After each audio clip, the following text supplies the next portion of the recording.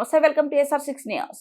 కాకినాడ జిల్లా కాజులూరు మండలం కుయ్యేరు గ్రామం రజక వీధి ప్రజలు గత వారం రోజులుగా చీకట్లోనూ ఉక్కబోతతో జీవనం సాగిస్తున్నారు. వివరాలకు వెళ్తే అక్కడ 2 నెలలుగా లో వోల్టేజ్ సమస్యతో ప్రజలు ఇబ్బందులు ఎదుర్కొంటున్నారు.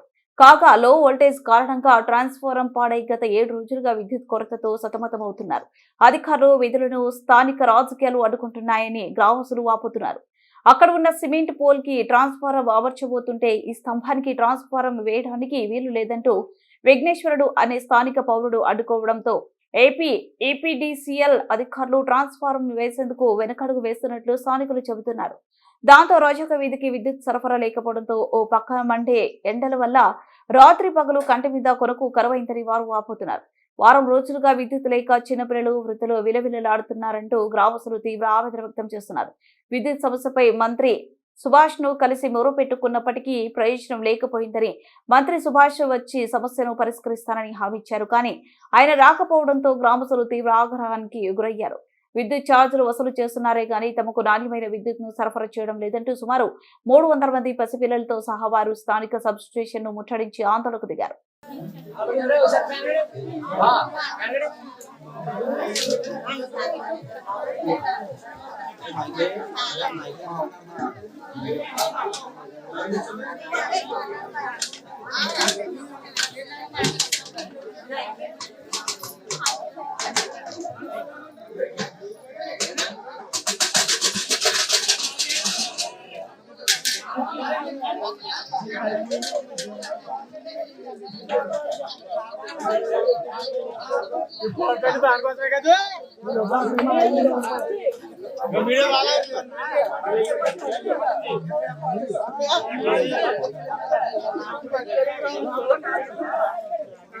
కరెంట్ ఆఫీస్ కొడుతుంది అది పైకి ఆఫీస్ కొడుతుంది.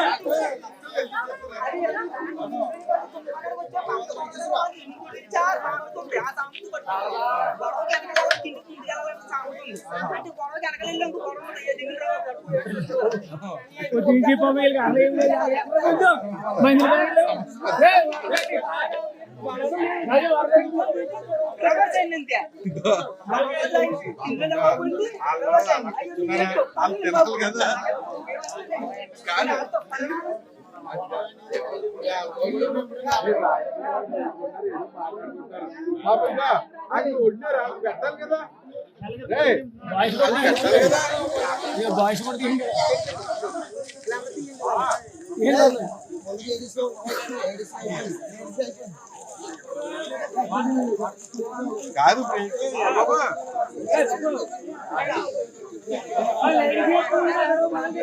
కూడా పట్టించుకోవట్లేదండి. అధికారులు కూడా మమ్మల్ని పట్టింది. ఈ ప్లేస్లోనే ఆయన ఆఫీసులన్నీ మాకు స్తంభం వచ్చి వేయకున్నాను. పొద్దుడు కూడా మేము అందరం నుంచి వేసాక వెళ్ళిపోమన్నారు.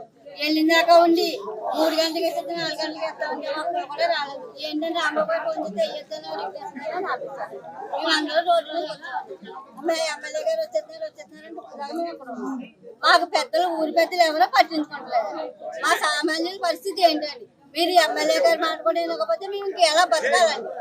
మా పరిస్థితి ఏంటి? మాకు న్యాయం చేయాలి. సంటి పిల్లలతో మేము ఎలా పడితే అలా బతుకుతున్నాం. దోమలు కుట్టేసి ఎలా పడితే అలా పిల్లలు పెద్దవాళ్ళు ముసలాళ్ళు ముట్టుకోవాలి. సంటి పిల్లలతో మేము బతుకుతున్నాం. బయటకు వద్దామంటే దోమల బాధ లోపలేమో ఉడకపోతానండి. ఎలా మా కష్టాలు ఎవరు చెప్పుకుంటామండి? పెద్దలు మీరు తీర్చకపోతే ఎమ్మెల్యే గారు ఆయన తీర్చకపోతే మా పరిస్థితి ఏంటండి?